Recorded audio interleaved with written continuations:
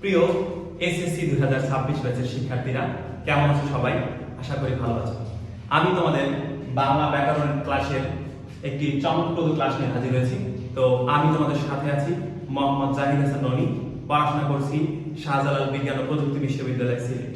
আজকে আমরা বাংলা ব্যাকরণের 5, 6 এবং 7 পরিচ্ছেদের 3টি বিষয় নিয়ে তোমাদের সাথে আলোচনা করব: ধ্বনি, বর্ণ, স্বরসন্ধি এবং ব্যঞ্জন সন্ধি। চলো আজকের ক্লাসটি শুরু করা যাক। আচ্ছা, প্রথমে চলে আসি ধ্বনি ও বর্ণ। আসলে ধ্বনি হচ্ছে ভাষার ক্ষুদ্রতম একক। ভাষার ক্ষুদ্রতম এককে বলা হয় কি? ধ্বনি। আর বাংলা ভাষায় মোট মৌলিক ধ্বনি রয়েছে 37টি।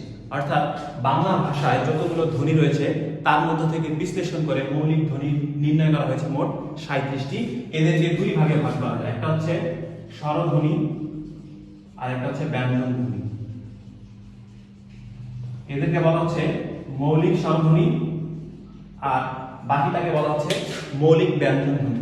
এর মধ্যে থেকে তোমাদের এমসিকিউ এর জন্য খুবই গুরুত্বপূর্ণ সেটি হচ্ছে মৌলিক স্বরধ্বনির সংখ্যা 60টি এবং মৌলিক ব্যঞ্জন ধ্বনির সংখ্যা হচ্ছে 30টি।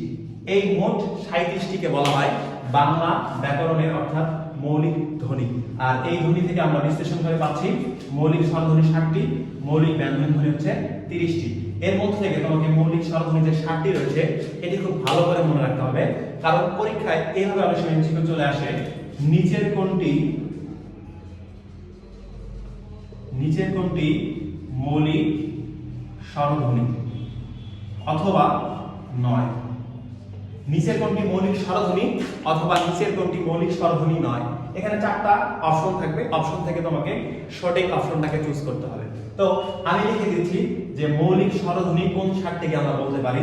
প্রথমে হচ্ছে স্বর ও, দ্বিতীয়ত স্বর আ, তারপর হচ্ছে হ্রস্ব ই, হ্রস্ব উ, এ, ও এবং এ। এই 60টিকে আমরা বলবো মৌলিক স্বরধ্বনি। অর্থাৎ এই 60টি হচ্ছে মোট মৌলিক স্বরধ্বনি এবং বাকি 30টি মৌলিক স্বরধ্বনি, বাকি 30টি মৌলিক ব্যঞ্জন ধ্বনি তোমাদের বইয়ের মধ্যে সুন্দরভাবে সাজানো আছে। এই মৌলিক ব্যঞ্জন ধ্বনিগুলোকে তোমরা একটু দেখে নেবে। তবে সবচেয়ে গুরুত্বপূর্ণ বলে রাখি, এই মৌলিক 60টি স্বরধ্বনি এখান থেকে এভাবে পরীক্ষা আসে: নিচের কোনটি মৌলিক স্বরধ্বনি অথবা নিচের কোনটি মৌলিক স্বরধ্বনি নয়। তাহলে আমরা যদি 60টি মৌলিক স্বরধ্বনি ভালো করে মুখস্থ করতে পারি, তাহলে এই এরকম ভাবে যদি প্রশ্ন আসে নিচের কোনটি মৌলিক স্বরধ্বনি অথবা নিচের কোনটি মৌলিক স্বরধ্বনি নয়, তাহলে আমরা খুব সহজে অ্যানসার করতে পারবো। এখানে একটি গুরুত্বপূর্ণ এমসিকিউ বলে রাখি: এই স্বরধ্বনিটি আবিষ্কার করেছেন আব্দুল হাই। এটা তেমন একটা গুরুত্বপূর্ণ, তোমাদের পরীক্ষা আসবে না, জাস্ট আমি তোমাদের জানার জন্য বললাম। অর্থাৎ অ, আ, ই, হ্রস্ব, এ, ও এবং এ, এই 60টিকে আমরা বলবো মৌলিক স্বরধ্বনি। আর আরেকটা এমসিকিউ গুরুত্বপূর্ণ, যে বিষয়টি না জানলেই নয়, এই স্বরধ্বনিগুলোকে যখন আমরা লিখবো, লেখার সময় একটা বন্ধনী চিহ্ন ব্যবহার করতে হয়, সেটা হচ্ছে তৃতীয় বন্ধনী, যেটা পরীক্ষা আসতে পারে। অর্থাৎ পরীক্ষা এভাবে আসতে পারে যে স্বরধ্বনি অথবা ব্যঞ্জন ধ্বনি, মৌলিক স্বরধ্বনি বা মৌলিক ব্যঞ্জন ধ্বনি অথবা মৌলিক ধ্বনি লিখতে গেলে কোন চিহ্নের ব্যবহার দেখা যায়। তাহলে আমরা অ্যানসার করব কি? তৃতীয় বন্ধনী চিহ্ন। অর্থাৎ তৃতীয় বন্ধনীকে দ্বারা এই মৌলিক স্বরধ্বনি এবং মৌলিক ব্যঞ্জন ধ্বনিকে প্রকাশ করা হয়ে থাকে। প্রিয় শিক্ষার্থীরা, এখন চলে আসি বর্ণ। আসলে বর্ণ কাকে বলে? ধ্বনির প্রতীককে বর্ণ বলে। এটা অনেক সময় এমসিকিউ এরকম আসতে পারে, ধ্বনির প্রতীককে কি বলা হয়? তাহলে আমরা কি বুঝবো বা জানবো? সেটা হচ্ছে ধ্বনির প্রতীককে বলা হয় কি? বর্ণ। আচ্ছা, বাংলা ভাষায় যতগুলো বর্ণ রয়েছে অর্থাৎ সবগুলো বর্ণকে একত্রে বর্ণমালা বলা হয়। তাহলে বাংলা ভাষায় ব্যবহৃত সবগুলো বর্ণকে কি বলা হয়? বর্ণমালা। বাংলা ভাষায় 50টি বর্ণমালা রয়েছে, এটা তোমরা সবাই জানো। আচ্ছা, এখন একটা গুরুত্বপূর্ণ এমসিকিউ তোমাদের বলছি, জানার জন্য বলতেছি, এটা জেনে রাখা খুবই ভালো বা গুরুত্বপূর্ণ একটি প্রশ্ন। সেটি হচ্ছে ভাষার সবগুলো বর্ণকে বর্ণমালা বলে। বাংলা ভাষায় এই বর্ণমালার মধ্যে বর্ণ রয়েছে 50টি। বর্ণ রয়েছে কতটি? 50টি। তবে বাংলা ভাষায় বর্ণমালা রয়েছে 1টি। অনেকের কাছে নতুন লাগতে পারে, বাট এটা তোমাকে মনে রাখতে হবে। সেটা হচ্ছে বাংলা ভাষায় মোট বর্ণের সংখ্যা কয়টি? 50টি। আচ্ছা, মোট বর্ণের সংখ্যাকে আমরা কি বলতেছি? বর্ণমালা। বর্ণ রয়েছে 50টি। যেহেতু সবগুলো বর্ণকে একত্রে বর্ণমালা বলা হয়, তাহলে এই 50টিকে একত্রে বর্ণমালা বলা হয়, তাহলে বাংলা ভাষায় বর্ণমালার সংখ্যা একটি। ওকে, এরপর তোমাদের জানা বিষয় এই বর্ণমালাগুলোকে দুই ভাগে ভাগ করা হয়, অর্থাৎ বর্ণকে দুই ভাগে ভাগ করা হয়। একটা হচ্ছে স্বরবর্ণ, স্বরবর্ণ, দুই নম্বর হচ্ছে ব্যঞ্জনবর্ণ।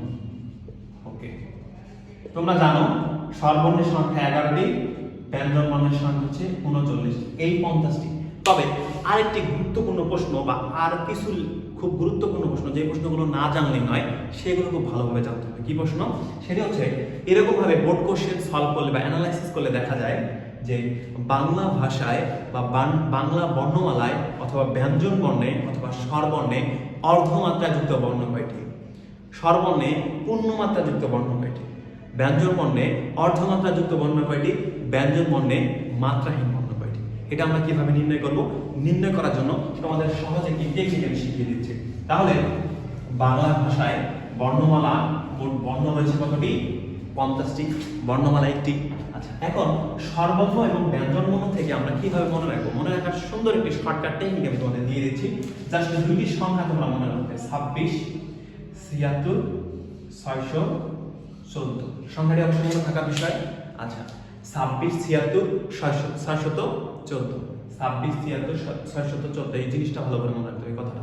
এই জাস্ট দুইটা সংখ্যা যদি ভালো করে মনে রাখতে পারো, আমি আশা করি, আমি মনে করি বা আমি বিশ্বাস করি যে এই প্রশ্ন কোনোদিন যদি আসে, কোনোদিন আমাদের ভুল হবে। চলো দেখি, আমরা এটাকে ভাগ করে দিলাম, এখান থেকে ভাগ করে দিলাম।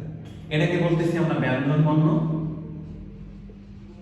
আর এটাকে বলতেছি আমরা স্বরবর্ণ। এটাকে বলবো আমরা পূর্ণ, এটাকে বলবো অর্ধ, এটাকে বলবো মাত্রাহীন।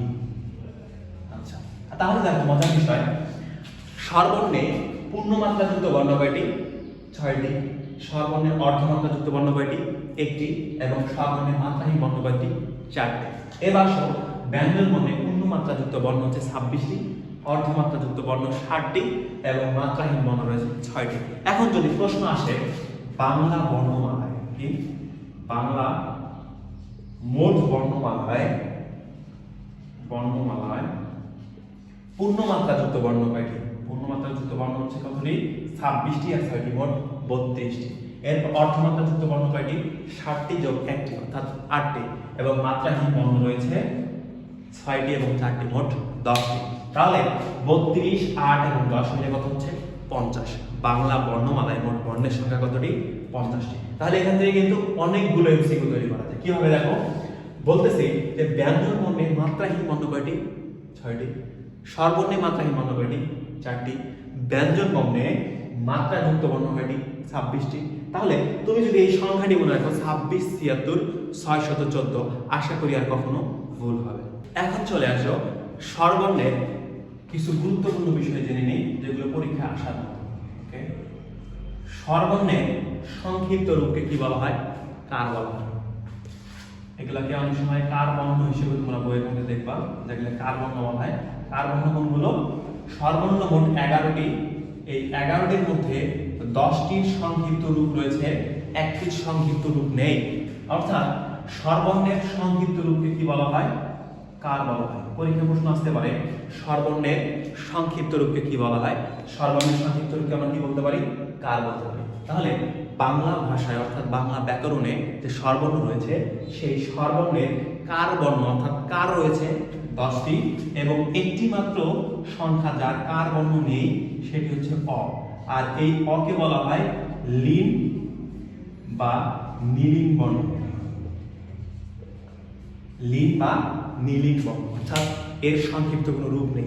আর বাকি স্বর আ, রস্বই, দীর্ঘই, রস্বউ, দীর্ঘ, এ, ওই, ও এবং ও, এই 10টি কি রয়েছে?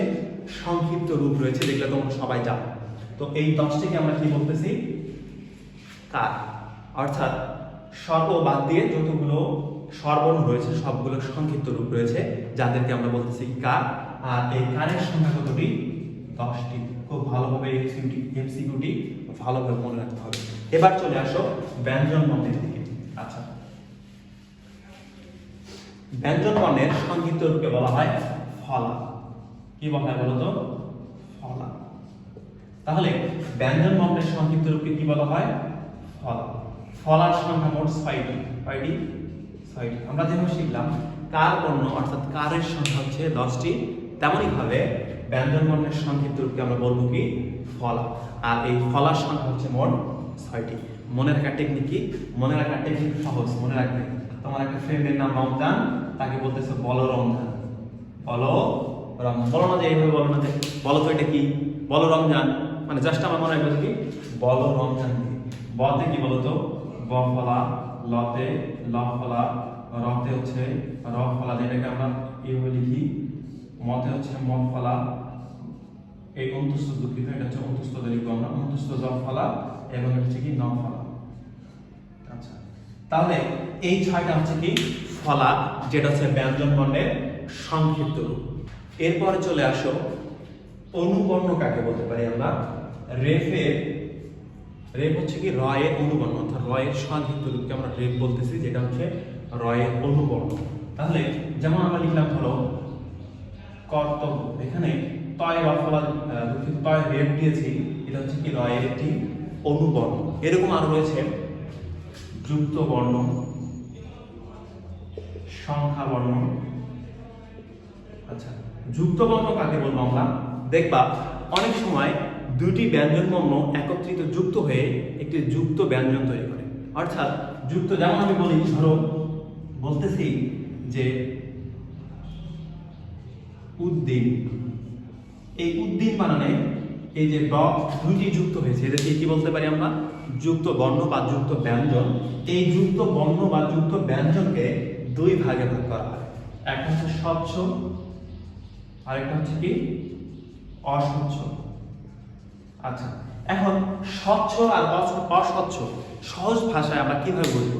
সহজ ভাষায় যদি তুমি বুঝতে চাও যে স্বচ্ছ এবং অস্বচ্ছ দুটির মধ্যে পার্থক্য কি। আচ্ছা, স্বচ্ছ বলতে আমরা কি বুঝি? যেটা খুব সাধারণভাবে বোঝা যায়। আর অস্বচ্ছ মানে কি? ধরো দেখতে অসুবিধা হচ্ছে, ধরো কারো চোখে দেখতে সমস্যা, তার চোখের সমস্যা রয়েছে, সে কি স্বচ্ছ দেখবে নাকি অস্বচ্ছ দেখবে? চোখের সমস্যা থাকলে কি দেখবে? অস্বচ্ছ দেখবে। আর চোখ যদি ভালো থাকে, সম্পূর্ণ ভালো থাকে, তাহলে কি দেখবে? স্বচ্ছ দেখবে। তো যখন দেখবে যে একটি যুক্ত বর্ণকে বা একটি যুক্ত ব্যঞ্জনকে দেখে আমি বুঝতে পারতেছি না যে আসলে এর মধ্যে কি রয়েছে বা কি থাকতে পারে, আমি যদি বিষয়টি ক্লিয়ারলি না জানি, সেক্ষেত্রে সেটাকে বলবো অস্বচ্ছ যুক্ত ব্যঞ্জন। এবং আর যদি খুব সহজে বুঝতে পারি, সেটাকে বলবো স্বচ্ছ যুক্ত ব্যঞ্জন। যেমন আমি যদি লিখি দয় দ, দন্তন নয় ট, তারপর হচ্ছে কি বলা হয় পয় ম, এরকম এখানে বোঝা যাচ্ছে কিন্তু যে কোনটা কি। ঠিক আছে, দয় দ দন্তন নয় ট, তারপর হচ্ছে দন্তন নয় ড, এটা কি দেখে বোঝা যাচ্ছে সহজে। তাহলে যখন সহজে দেখে বোঝা যাবে, সেটাকে বলবো কি স্বচ্ছ ব্যঞ্জন যুক্ত ব্যঞ্জন। আর যখন দেখবো যে সহজে বোঝা যাচ্ছে না, সেটা হচ্ছে অস্বচ্ছ যুক্ত ব্যঞ্জন।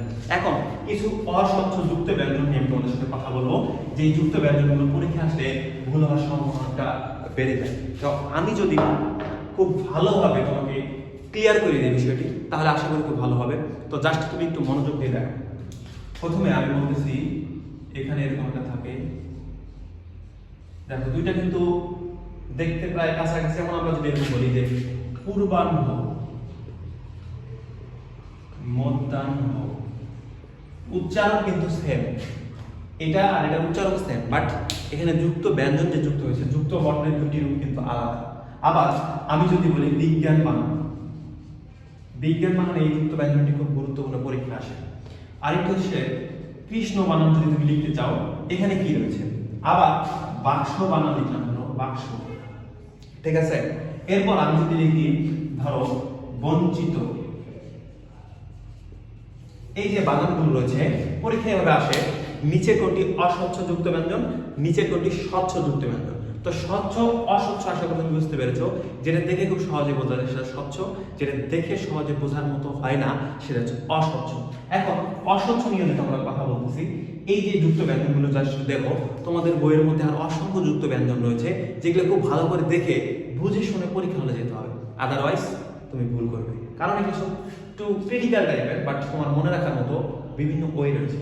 তুমি যদি একটা শব্দকে নিয়ে অ্যানালাইসিস করো, শব্দটার মধ্যে উচ্চারণ অ্যানালাইসিস করো, শব্দের মধ্যে যে যুক্ত ব্যঞ্জন রয়েছে তাকে বারবার দেখো, বারবার পড়ো, বারবার রিডিং করো, বারবার প্র্যাকটিস করতে থাকো, আশা করি এটা ভুল হবে না। আর আমি মনে করি যে বাংলা দ্বিতীয়তে যদি তুমি এ প্লাস নিশ্চিত করতে না পারো, সেক্ষেত্রে বাংলা প্রথমের এ প্লাস, বাংলা সাবজেক্টটার এ প্লাস খুব টাফ হয়ে যায়, কারণ বাংলা সেকেন্ড পেপার মিলে, বাংলা ফার্স্ট পেপার মিলে, দুইটা মিলে গড়ে রেজাল্ট হয়ে থাকে। তো তুমি যদি বাংলা সেকেন্ড পেপার একটু ভালো করো, বাংলা প্রথম পত্রে যেহেতু সৃজনশীল রয়েছে, এখানে 2, 3, 4 মার্ক এমনিতে দেখবা কাটা চলে যায়। সৃজনশীল এগুলো যত ভালোই লেখো মার্ক কেটে দেয়, বাট এখানে কিন্তু মার্ক কাটার ওয়ে নেই। তুমি 30টা এমসিকিউতে রাইট করলে 30-এ 30 পাচ্ছ, এখানে 30। আর যখন নির্মিত অংশ একটু ভালো করবা, দেখবা যে এখানে যখন 85 প্লাস চলে আসবে, তখন তোমার এই প্লাসটা নিশ্চিত। ঠিক আছে? তো জাস্ট আমি তোমাকে বলতেছি যে এই দুটোর মধ্যে একটি কনফিউশনটা ক্লিয়ার করে দিই। দেখো এখানে দেখা যাচ্ছে দন্তান্নার মতো, এখানে আমরা বলবো এটা কি মূর্ধন্য না, মাথাটা একটু ছোট না, বা দন্তান্নার মাথাটা একটু বড় না, তাই না? আচ্ছা, কিন্তু তুমি যদি মনে করো এটা দন্তান্ন, এটা মূর্ধন্য ভুল, এটা উল্টা সেন্স। উল্টা সেন্স কেমন? এটা ভয়ের সাথে কি রয়েছে? দন্তান্ন। অর্থাৎ দেখতে মূর্ধন্যের মাথা হলেও এটা কি দন্তান্ন। আবার এখানে হ প্লাস হচ্ছে মূর্ধন্য, এখানে দেখতে দন্তান্ন হবে, বাট এটা কি মূর্ধন্য। তাহলে এই জিনিসটা মনে রাখতে হবে, যেটা হচ্ছে কি উল্টা সেন্স। পরীক্ষায় কিন্তু বারবার আসে, এটা ভালো করে মনে রাখতে হবে। এরপর চলে আসি বিজ্ঞান বানানে। এখানে কি আছে? এটাকে বাংলা পাওয়া যায় বর্গীয় জ জ ইয়। ভালো করে মনে রাখবো, এটা পরীক্ষা আসবে। এরপর হচ্ছে এটাকে বাংলা পাওয়া যায় ইয় চ। ঠিক আছে? আচ্ছা, এরপর হচ্ছে এটাকে যদি আমরা ভাঙি, কি পাওয়া যায়? ক যোগ দন্ত স। ঠিক আছে? মনে থাকবে। আচ্ছা, এরপর এটাকে যদি আমরা ভাঙি, এটাকে ভাঙলে কি পাওয়া যায় বলো তো? স্বাভাবিক ভাবে হচ্ছে যে ইউ আর মূর্ধন্য স আছে, তাই না? ভুল। এখানে আছে কি মূর্ধন্য স যোগ মূর্ধন্য ন। মনে থাকবে? ভালো করে মনে রাখবে। এরপর চলে আসো এই যে এরকম একটা দেখো তোমরা, এটা কি বলবো? যেমন কৃষক, দুঃখিত, শিক্ষক বানানো তোমরা লেখো, এটাকে ভাঙলে কি পাওয়া যায়? ক যোগ মূর্ধন্য স। আরেকটা রয়েছে, যেমন তোমরা লেখো যে ব্রাহ্মণ, লিখো না? ব্রাহ্মণ, ব্রহ্মা, ব্রহ্মপুত্র, এরকম লিখো না? তো এটাকে ভাঙলে কি বলা যায়? অজ ম। আশা করি বুঝতে পেরেছো। এরকম আরো অসংখ্য অগণিত অস্বচ্ছযুক্ত বর্ণ তোমাদের বইয়ের মধ্যে আছে, যেটা ভাই তোমাকে ভালো করে পড়তে হবে, নাহলে তোমার ভালো রেজাল্ট হবে না। এবার চলে আসো ব্যঞ্জন ধ্বনি। ব্যঞ্জন ধ্বনি। আচ্ছা, ব্যঞ্জন বর্ণ আমরা কয়টা পড়ছিলাম? ব্যঞ্জন বর্ণ রয়েছে 39টা, বাট মৌলিক ব্যঞ্জন ধ্বনি আমরা কয়টা পড়ছি মনে আছে? মনে না রাখলে কিন্তু ঝামেলা ভাই, মনে রাখতে হবে তোমাকে। মৌলিক ব্যঞ্জন ধ্বনি কয়টা? 30টা। আচ্ছা, মৌলিক স্বরধ্বনি ছিল 60টা, মৌলিক ব্যঞ্জন ধ্বনি ছিল 30টা, মোট কয়টা ছিল? মৌলিক ধ্বনি ছিল কয়টা? 37টা। মনে আছে তো? আচ্ছা, এখন দেখো ব্যঞ্জন ধ্বনির মধ্যে তোমাকে যে জিনিসগুলো মনে রাখতে, ব্যঞ্জন ধ্বনির মধ্যে রয়েছে ব্যঞ্জন বর্ণ। বর্ণ কি? ধ্বনির লিখিত রূপ, তাই না? ধ্বনি লিখতে গেলে যে প্রতীক বা চিহ্ন ব্যবহার করে, সেটা কি? বর্ণ। আচ্ছা, ব্যঞ্জন বর্ণ যেহেতু 39টা, এই 39টা নিয়ে একটু খেলা করতে হবে। কিরকম? দেখো আমি যদি লিখি ক, খ, গ, ঘ, ঙ, চ, ছ, বর্গীয় জ, ঝ, ঞ। তোমরা বলতে পারো যে ভাই আপনি কি আমাদের ক খ শেখাচ্ছেন? না, ক খ শেখাচ্ছি না। এখান থেকে অসংখ্য অগণিত এমসিকিউ তোমরা 2 মিনিট পরে দেখতে পাবো কতগুলো এমসিকিউ হতে পারে। দেখো ট, ছ, ড, ঢ, মূর্ধন্য, ত, থ, দ, ধ, দন্তান্ন, প, ফ, ব, ভ, ম। আচ্ছা, দেখো এখানে ক থেকে ম পর্যন্ত মোট 25টা বর্ণ লিখছি আমি, তাই না? ক থেকে ম পর্যন্ত কয়টা বর্ণ লিখছি? 25টা বর্ণ। এই 25টা বর্ণকে আমরা বলতে পারি স্পর্শ বা স্পৃষ্ট ব্যঞ্জন ধ্বনি। কি বলতো? স্পর্শ বা স্পৃষ্ট ব্যঞ্জন ধ্বনি কয়টা? 25টা। ভালো করে মনে রাখতে হবে। এখন এই 25টার প্রত্যেকটা প্রথম অংশটা নিয়ে আমরা একটা বর্গ গঠন করব। কি বলতো? বর্গ। এটাকে বলবো ক বর্গীয় বর্ণ, এটাকে বলবো চ বর্গীয় বর্ণ, এটাকে বলবো ট বর্গীয়, এটা ত বর্গীয়, এটা হচ্ছে প বর্গীয়। তাহলে ক চ ট ত প। মনে থাকবে? আচ্ছা, গান গাইতেছি না ভাই, এটা তোমাকে ভালো করে মনে রাখতে হবে। দেখো ক চ ট ত প, ক চ ট ত প, ক চ ট ত প, এইভাবে তোমাকে মনে রাখতে হবে। এরপর দেখো এই সবগুলোকে নিয়ে কি করলাম বলতো? বর্গ গঠন করলাম। পরীক্ষায় যদি চলে আসে যে নিচের কোনটি প বর্গীয় বর্ণ, কি করবা? প বর্গীয় বর্ণ প, ফ, ব, ভ, ম, তাই না? এটা ভালো করে মনে রাখতে হবে। এরপর চলে আসো যে এই প্রত্যেকটা বর্গ অনুসারে আমরা মুখ দিয়ে যে তুমি বাতাস দিয়ে বের করো বা মুখ দিয়ে যে তুমি যে কথা বলতেছো, কথার সময় কি স্বরধ্বনির বিভিন্ন ষড়যন্ত্রের বিভিন্ন অংশ ব্যবহার হচ্ছে না? এটা কিন্তু ওই ষড়যন্ত্র না, নবাব সিরাজউদ্দৌলার বিরুদ্ধে মির্জাফর যেটা করছিল ওই ষড়যন্ত্র না। এটা হচ্ছে আমাদের স্বর উচ্চারণ করার সময় যে যন্ত্রগুলো ইউজ হয়, যেমন হচ্ছে তোমার নাসিক্য বা নাসারন্ধ্র ইউজ হয়, নাক ইউজ হয়, ওষ্ঠ ইউজ হয়, দাঁত ইউজ হয়, জিহ্বা ইউজ হয়, তাই না, ঠোঁট ইউজ হয়। এগুলোকে আমরা বলতেছি কি স্বরযন্ত্র, অর্থাৎ ফুসফুস থেকে শুরু করে বাতাস বের হওয়ার মাধ্যম, অর্থাৎ যতগুলো অঙ্গ প্রত্যঙ্গ এখানে কাজ করতেছে সবগুলো আমরা কি বলবো? ষড়যন্ত্র। এখন এই ষড়যন্ত্রের কোন কোন জায়গা থেকে কোন বর্ণটা বা কোন ধ্বনিটা উচ্চারণ হয়, এটা পরীক্ষায় আসে। তুমি কিভাবে নির্ণয় করবা? দেখো ক চ ট প, সহজে মনে রাখার টেকনিক আমি বলে দিচ্ছি। ক চ ট ত প মনে রাখার বুদ্ধি হচ্ছে ক তা মু দ অ। বলো আপনি এটা কি দেখছেন? এতে কোনো মিল নাই। মিল না থাকলেও কিছু করার নাই, তোমাকে পড়তে হবে, জানতে হবে, শিখতে হবে, আদারওয়াইজ তুমি ভালো রেজাল্ট করতে পারবে না। ভালো রেজাল্ট করতে গেলে ট্রিকি ওয়েতে কি করতে হবে? আগাইতে হবে। দেখো ক চ ট ত প, ক তা মু দ অ। তুমি বলতে পারো যে ক চ ট ত প দ, বুঝলাম যে 25টা স্পৃষ্ট বা স্পর্শ ধ্বনির কি প্রথম বর্গ, অর্থাৎ ক বর্গ, স বর্গ, ট বর্গ, ত বর্গ, প বর্গ। বা ক তা মু দ অ বলতে আপনি কি বুঝালেন? দেখো ক তে হচ্ছে কণ্ঠ, ততে কি তালু, মুতে হচ্ছে মূর্ধা, দতে কি দন্ত, ওতে হচ্ছে ওষ্ঠ। তাহলে পরীক্ষায় যদি প্রশ্ন আসে যে দ এর উচ্চারণ স্থান কোনটি, অথবা দই শব্দের দ এর উচ্চারণ স্থান কোনটি, তাহলে বলো তো কি হবে? দই শব্দের দ এর উচ্চারণ স্থান কোনটা? ত থ দ। কোথায় আছে? ত বর্গে আছে। তাহলে ক চ ট ত প, ক তা মু দ অ। সিরিয়ালাইজ কোনটা? দ এর শব্দ স্থান দ্বন্দ্ব। তার মানে দই এর উচ্চারণ স্থান কোনটা? দ এর উচ্চারণ স্থান দ্বন্দ্ব, তার দম দাঁত থেকে উচ্চারিত হচ্ছে। ঠিক আছে? এরপর দেখো পরীক্ষা প্রশ্ন আছে মাছ শব্দের ম এর উচ্চারণ স্থান কোনটা? তাহলে কি বলতো? ম কি কোন বর্ণ? প বর্গীয় বর্ণ ভাই। প বর্গীয় যদি বর্ণ হয়ে থাকে তাহলে ওষ্ঠ থেকে উচ্চারণ হয়েছে না? স্বাভাবিক। ক চ ট ত প, ক তা মু দ অ। বুঝো নাই? আচ্ছা, বুঝতে পেরেছি, বুঝছো তোমরা সবাই। এখন চলে আসো যে এই যে উচ্চারণ স্থান জানলাম, উচ্চারণ স্থান জানার পর আরো কিছু জিনিস আমাদের জানতে হবে। সেই জিনিসগুলো হচ্ছে এই যে বর্ণগুলো রয়েছে বা ধ্বনিগুলো রয়েছে, এই ধ্বনিগুলো যখন উচ্চারণ হয়, এই উচ্চারণের সময় কম্পনের উপর, অর্থাৎ ভয়েসড আর ভয়েসলেস, অর্থাৎ এই যে দেখবা এখানে হাত দেওয়ার পর দেখবা যে কতগুলো ধ্বনি উচ্চারণের সময় এখানে কম্পনের সৃষ্টি হচ্ছে আর কতগুলো সময় কম্পনের সৃষ্টি হচ্ছে না। এই অনুসারে দুই ভাগে ভাগ করছে, একটা হচ্ছে অঘোষ,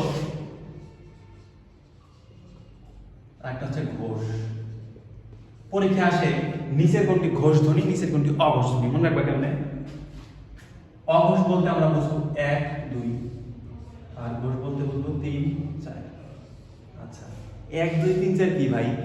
1 2 3 4 বোঝাই দিচ্ছি। আসো, এই যে এটা হচ্ছে বর্গের প্রথম বর্ণ, দ্বিতীয় বর্ণ, তৃতীয় বর্ণ, চতুর্থ বর্ণ, পঞ্চম বর্ণ, তাই তো? মনে রাখার সুবিধা থাকে বলে রাখি, এই 5 নম্বরটাকে বলা হচ্ছে নাসিক্য বা অনুনাসিক। কি বলতো? নাসিক্য বা অনুনাসিক। আচ্ছা, তাহলে 5 নাম্বারটা অর্থাৎ উ ইউ মূর্ধন্য ন ম দন্তন্য, এগুলো কি ভাই? এগুলো হচ্ছে নাসিক্য বা অনুনাসিক ধ্বনি বা বর্ণ। পরীক্ষা আসতে পারে নিচের কোনটি অনুনাসিক ধ্বনি বা বর্ণ, কোনটা তাকাবা? এই 5 নাম্বার বর্ণগুলো তাকাবা। এরপর আসো পরীক্ষা প্রশ্ন আছে নিচের কোনটি অঘোষ ধ্বনি। অঘোষ অর্থাৎ উচ্চারণের সময় যে কম্পনের সৃষ্টি হয়, কম্পন অনুসারে দুই ভাগে ভাগ করছে, একটা হচ্ছে ঘোষ, একটা অঘোষ। এখন 1 2 কে আমরা কি বলতেছি? অঘোষ। তাহলে এই যে ক আর খ হচ্ছে প্রথম দ্বিতীয়, তাহলে এটা কি ভাই? অঘোষ। আর 3 4 কি বলো? ঘোষ। তাহলে পরীক্ষা যদি আসে যে ভ, এটা কি ঘোষ না অঘোষ বলো তো? উত্তর পাই গেছে আশা করি। এটা কয় নাম্বার? 4 নাম্বার। 4 নাম্বার কি ভাই? ঘোষ। তো এটা হচ্ছে কি? ঘোষ। এখন হচ্ছে আরেকটা কথা, যখন আমরা উচ্চারণ করব, উচ্চারণের সময় দেখবা কতগুলোতে মুখ দিয়ে বাতাস বের হয়, কতগুলোতে মুখ দিয়ে বাতাস বের হয়, এটার উপর নির্ধারণ করে কি করছে? দুই ভাগে ভাগ করছে। একটা হচ্ছে অল্প প্রাণ, একটা হচ্ছে মহাপ্রাণ। একটা হচ্ছে অল্প প্রাণ ধ্বনি, একটা হচ্ছে কি? মহাপ্রাণ ধ্বনি। যেটা উচ্চারণের সময় কম বাতাস বের হয় সেটা কি? অল্প প্রাণ। যেটা উচ্চারণের সময় অনেক বেশি বাতাস বের হয় সেটা কি? মহাপ্রাণ ধ্বনি। তাহলে মনে রাখবা অল্প প্রাণ হচ্ছে 1 3, আর মহাপ্রাণ হচ্ছে কি 2 4। এবার 1 3 2 4 তো বুঝে গেছো আগের মতোই। এক বলতে কি যে ধরো প যদি বলে প কি 1 নাম্বার না, তাহলে হচ্ছে অল্প প্রাণ। আর 3 নাম্বার কি, এটা হচ্ছে অল্প প্রাণ। আর 2 4 কি বলতো মহাপ্রাণ ধ্বনি। বুঝছো? আশা করি বুঝতে পেরেছো।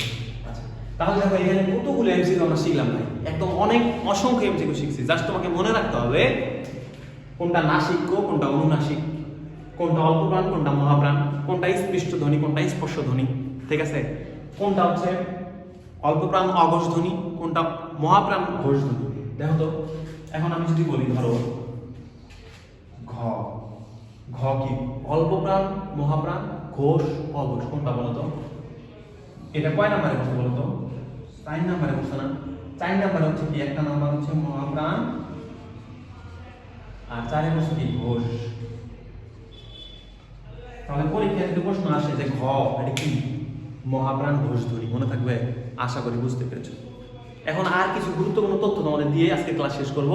আশা করি এর মাধ্যমে এই যে এমসিকিউগুলো তোমাকে আমি দিলাম, যে এমসিকিউগুলো তোমাকে পড়াইলাম, যে বিষয়গুলো তোমাকে দিছি এগুলো ক্লিয়ার। আর এই বিষয় থেকে পরীক্ষায় এমসিকিউ আসলে আশা করি তোমরা পারবা। চলো বাকি অংশটা দেখি।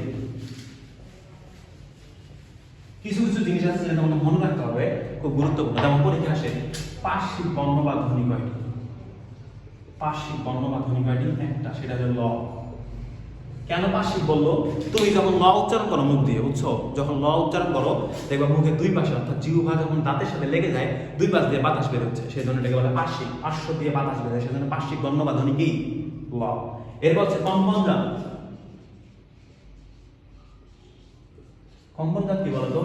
কম্পনজাত হচ্ছে একটা বর্ণ আছে, যে বর্ণটা উচ্চারণ করতে গেলে মানে জিহ্বা কি, জিহ্বা বা যে ষড়যন্ত্র আছে কাঁপানি সৃষ্টি হয়। যেমন আমার নাম কি ভাই? রনি, র। এই দেখো র বলতে গেলে কি র, রংপুর, রংপুর, রনি বলতেছি না? তারপর হচ্ছে কি রাজা। এই যে র বলতে কি দেখো জিহ্বার মধ্যে বা ষড়যন্ত্রের যে অংশগুলো ইউজ করতে তার মধ্যে কাঁপনের সৃষ্টি হচ্ছে না, কম্পনের সৃষ্টি হচ্ছে না, সেজন্য এটাকে বলবো কি কম্পনজাত, ঠিক আছে? আর হচ্ছে একটা তারণজাত। তারণজাত হচ্ছে ঢয় র আর হচ্ছে ঢয় র, ঠিক আছে? দেখি তোমরা টাইফয়েড বলো। যাই হোক, এটা মজা করে বললাম, শুদ্ধ ভাষায় কথা বলতে হবে, শুদ্ধভাবে করতে হবে। যেহেতু আমরা ব্যাকরণ করতেছি ভাই, ব্যাকরণ করতে গেলে এই বিষয়গুলো ভালো করে জানতে হবে। আর তোমাদের আজকে কি ছিল?